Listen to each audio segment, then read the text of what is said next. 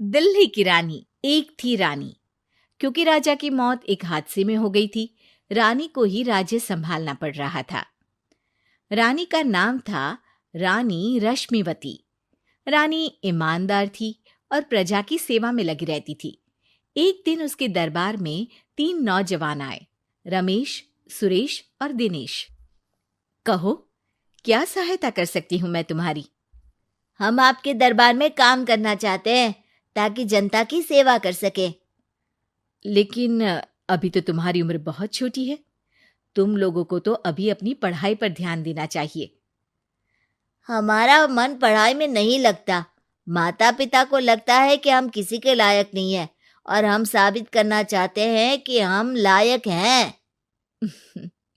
उत्साह बहुत अच्छा है, मगर अभी उम्र कच्ची है तुम लोगों की। अरे उम्र से क्या होता है रानी जी?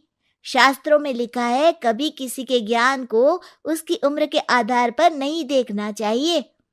बात तो सही है तुम्हारी। और अगर सच में तुम अगर ये संकल्प करके आए हो कि तुमको यहाँ काम करना है, तो पहले परीक्षा देनी पड़ेगी। 3 परीक्षा, एक शारीरिक परीक्षा, एक बुद्धि की परीक्षा और एक देशभक्ति की परीक्षा। और ये क्या है? वो मंत्री महोदय तुम्हें समझा देंगे। हमारे पास समय नहीं है। अगर तुम लोग तैयार हो तो बताओ। हाँ हाँ, हम तैयार है किसी भी परीक्षा के लिए। मैं भी तैयार हूँ कुछ भी कर गुजरने के लिए। तो ठीक है मंत्री जी, आप इन तीनों की परीक्षा कल से ही शुरू कर दीजिए। जो आ गया रानी साहिबा।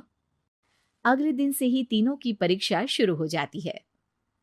पहले शारीरिक परीक्षा, यानी किस में कितना है दम, ये देखेंगे हम। क्योंकि शरीर में दम होगा तभी तो प्रजा की सेवा में दम लगा पाओगे। हमें क्या करना होगा?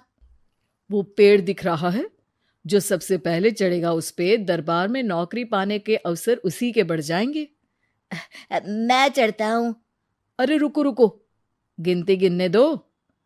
1, 2, 3। 3 की गिनती के बाद रमेश और सुरेश भागकर पेड़ के पास गए, मगर दिनेश आराम से पेड़ के पास गया। जैसे ही रमेश और सुरेश आधे पेड़ तक चढ़ गए, दिनेश ने उन दोनों की टांग पकड़ के उन्हें नीचे गिरा दिया और खुद पेड़ पर चढ़ गया। दिनेश की जीत हुई। अरे लेकिन इसने बेईमानी की। बेईमानी नहीं की, बुद्धि लगाई। शरीर के दम के साथ दिमाग में भी दम होना चाहिए। क्यों मंत्री जी?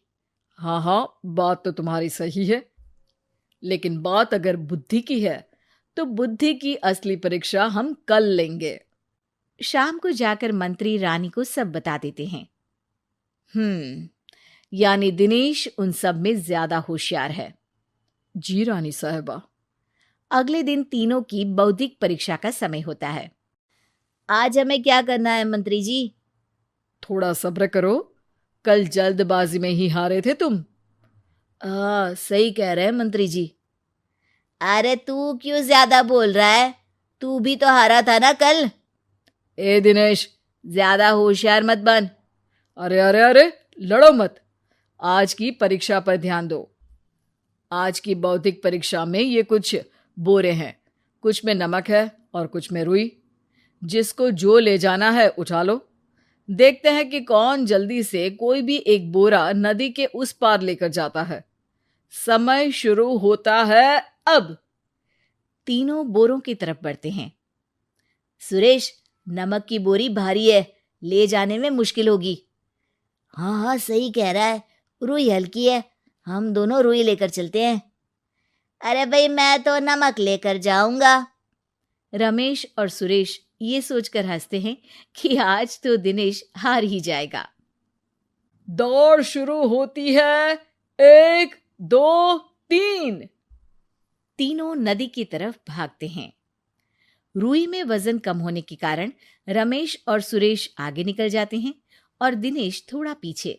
पर जैसे ही वो सब नदी में जाते हैं, दिनेश की बोरी का नमक गलने लगता है और वजन कम हो जाता है, जबकि रमेश और सुरेश की रुई में पानी भर जाता है और बोरी का वजन बढ़ जाता है। अरे ये इतनी भारी क्यों हो गई रमेश? अरे मुझे क्या पता, शायद जादुई बोरी है। अरे लगता है कि हम बेवकूफ बन गए। बने नहीं हो, तुम हो ही बेवकूफ।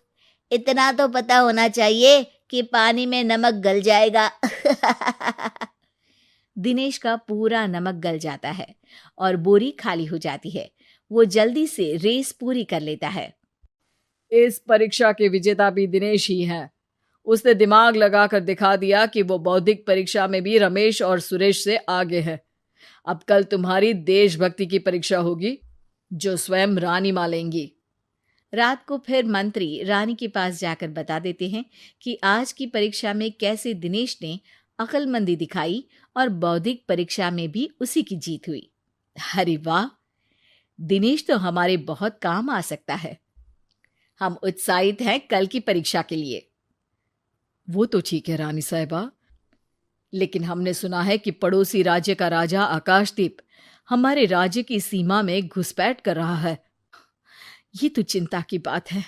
हमें जल्द ही कुछ करना चाहिए। अगले दिन रमेश, सुरेश और दिनेश अपनी आखिरी देशभक्ति की परीक्षा के लिए दरबार में आते हैं। प्रणाम रानी साहिबा। नमस्कार रानी जी। प्रणाम रानी माँ। हमने तुम्हारी परीक्षा पर गौर किया। दिनेश आगे हैं। हम तुम तीनों में से किसी दो को ही दरबार में काम दे सकते हैं। किसी एक को आज जाना होगा। तो देशभक्ति की परीक्षा के लिए तैयार हो? पूरी तरह से। मैं तीनों से एक ही सवाल करूंगी। जिसका जवाब सबसे सही लगेगा उसे तो नौकरी मिल ही जाएगी। फिर दूसरे सबसे सही जवाब देने वाले को भी काम मिलेगा। आप लोगों का समय शुरू होता है अब। ज्यादा सोचने का समय नहीं होगा। जो मन में पहली बात आए उसका जवाब दे। तो सवाल यह है कि तुम इस मिट्टी के लिए क्या कर सकते हो? मैं इस मिट्टी को साफ रखूंगा। यहाँ के लोगों के भोजन की कमी को मैं पूरी करूंगा। मैं यहाँ के लोगों को गले लगा लगा के उनको खुशी दूंगा रानी माँ, और गरीबों के लिए घर बनवाऊंगा। मैं इस मिट्टी के लिए किसी की जान भी ले सकता हूँ रानी माँ। मंत्री, दिनेश को एक तलवार दो। जी रानी जी। दिनेश, पड़ोसी राज आकाशदीप की जान तुम्हारे हाथ में है। जाओ, अपना काम पूरा करो। आज रात को तुम उस पर हमला करोगे जब वो सो रहा होगा। दिनेश वहां से चला जाता है। रानी माँ, ये आपने क्या किया?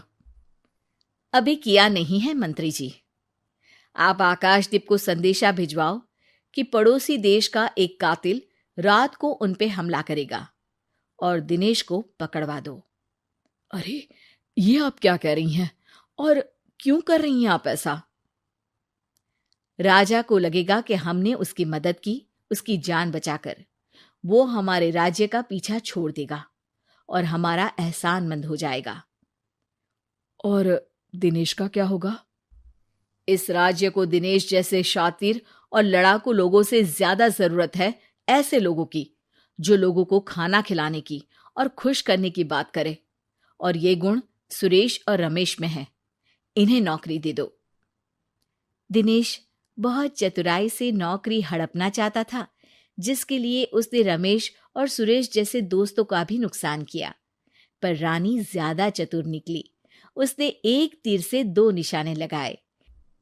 दिनेश जैसे खूंखार युवक को राज्य से बाहर करवा दिया और पड़ोसी राजा आकाशदीप को अपना एहसानमंद कर लिया। पूरा दरबार रानी की जय जयकार कर रहा था।